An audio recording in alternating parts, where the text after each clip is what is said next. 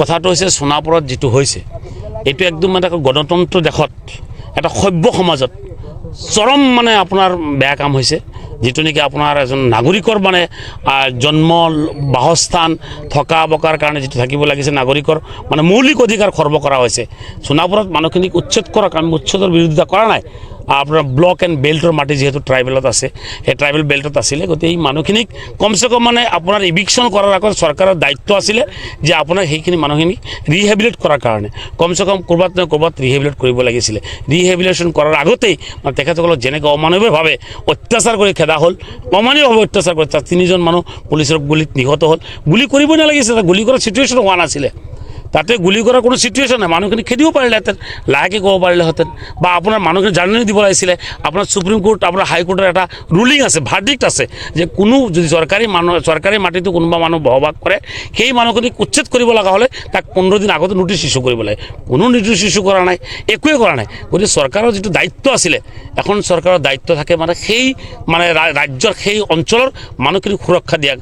দিয়াটো কিন্তু এই চৰকাৰে এই সুৰক্ষাটো দিয়া নাই গতিকে ইয়াৰ কাৰণে বিজেপি গভৰ্ণমেণ্টে যেটো কৰি আছে এইটো ফেচিষ্ট চৰিত্ৰ তেখেতসকল প্ৰকাশ পাইছে আৰু বিশেষকৈ এটা জাতিক আপোনাৰ টাৰ্গেট কৰা হৈছে এইটো মাইনৰিটি মুছলিম জাতি আপোনাৰ বাংলাদেশী বুলি কৈ থাকে আমাৰ 1971 পিছত কোনো বাংলাদেশী মুছলমান মানুহ অহা নাই যদি আহিছে বাঙালী হিন্দু বহুত আহিছে গতিকে বাঙালী হিন্দু তাতে বসবাস তাতে খবৰ পোৱা মতে তাতে আপোনাৰ বেংগলী হিন্দু আৰু বঙালী মুছলমান একেলগে বসবাস কৰে আপোনাৰ চাই কিনে বঙালী মুছলমানখিনি ঘৰ ইভিকশ্যন কৰা হৈছে বঙালী মানুহখিনিক ইভিকশ্যন কৰা হোৱা নাই গতিকে এইটো কৰিব নালাগিছিলে মাত্ৰ মুছলমান আৰু হিন্দু এই দুটা শব্দ লৈ কিনে এই চৰকাৰখন চলি আছে ৰাইজে চাই আছে অসমীয়া মানুহে বিশেষকৈ অসমৰ খিলঞ্জীয়া মানুহ বা অসমীয়া মানুহখিনি এইটো হিন্দু মুছলমান বিচৰা নাই আপুনি যেনেকৈ হিন্দু মুছলমান কৰি আছে 26ৰ ইলেকশ্যন পাৰ কৰিব মানুহ উন্নয়নৰ কথা বিচাৰিছে আপোনালোকৰ যিটো আপোনাৰ চিট ফাণ্ড কেলেংকাৰী আছে এইবিলাক মানে ঢাকিবৰ কাৰণে উন্নয়নৰ কথাটো যাতে ওলাব নোৱাৰে সদায় এটা না এটা আপুনি লগাই দি থাকে কিছুদিন আগত লগাই দিলে আপুনি ইউএছটিএম এটা লগাই দিয়ে ইউএছটিএম জেহাদ ফ্লাড জেহাদ আজমল জেহাদ আকৌ এডুকেশ্যন জেহাদ এতিয়া আপুনি লৈ আহিলে কি লেণ্ড জেহাদ গতিকে এইবিলাক কৰি মানুহৰ মাইণ্ডটো ডাইভাৰ্ট কৰাৰ কাৰণে এইবিলাক কৰি আছে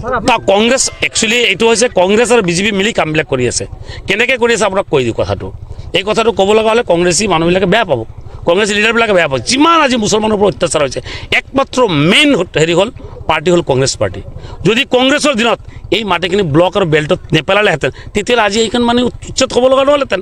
কংগ্ৰেছৰ দিনত যদি মানুহক চৰ চাপৰিত বসবাস কৰা মানুহখিনিক মাটিৰ পাট্টা দিলেহেঁতেন তেতিয়াহ'লে আজি বিজেপিয়ে ইভিকশ্যন কৰাৰ সুযোগটো নাপালেহেঁতেন কংগ্ৰেছৰ যদি ডি ভোটাৰ নবনালেহেঁতেন তেতিয়াহ'লে বিজেপিয়ে সেই মানুহখিনিক আজি বৰপেটাৰ পৰা 28জন মানুহ ধৰি কিনে ডিটেনশ্যন কেম্পত সোমাই দিছে চব কাম কংগ্ৰেছে ডি ভোটাৰ সৃষ্টি কৰিছে ডিটেনশ্যন কেম্প কংগ্ৰেছে কৰিছে আজি ব্লক এণ্ড বেল্টৰ মাটি কংগ্ৰেছে দি থৈ গৈছে যিমান মাইনৰিটি মানুহৰ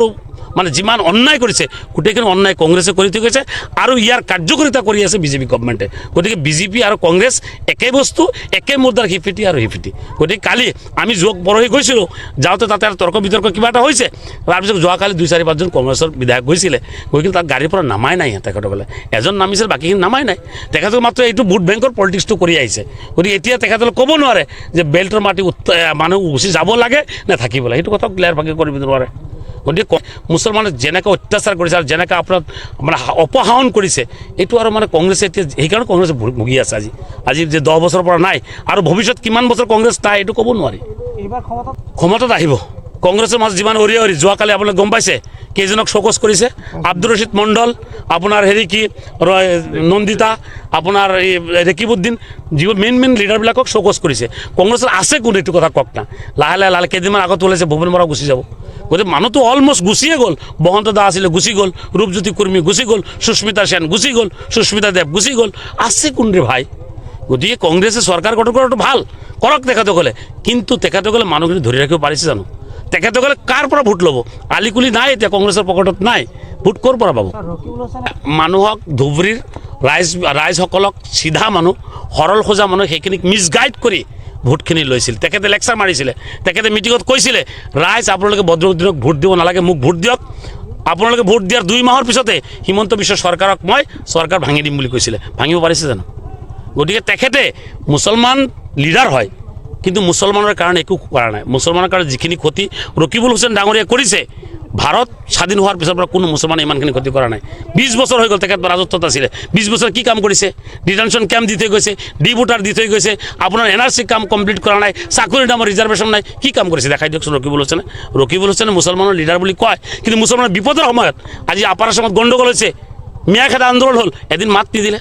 আপোনাৰ 28 জন মানুহ ডিভোটাৰৰ নামত ধৰি কিনে লৈ কিনে ডিটেনশ্যন কেম্পত সোমাই দিলে এটা মাত নিদিলে যোৱাকালি ইমান ডাঙৰ ঘটনা ঘটিল যোৱা 3 দিন আগত যিটো ঘটনা ঘটিছে সোণাপুৰত তাতে তেখেতে এদিন এটা মাত নিদিলে কংগ্ৰেছ সদায় ভোট বেংকৰ পলিটিক্সটো কৰিছে সৰল খোজা মুছলমানখিনিৰ পৰা ভোট লৈছে কাম একো কৰা নাই এতিয়া মুছলমানে বুজি পোৱা হৈছে মুছলমানৰ নিজাকৈ এতিয়া দলৰ তেখেতৰ নেতা চিলেকশ্যন কৰিছে আজমল চাহাবক মানুহ আজমল চাহাবৰ লগত আছে কোনো মানুহ কংগ্ৰেছৰ লগত নাথাকে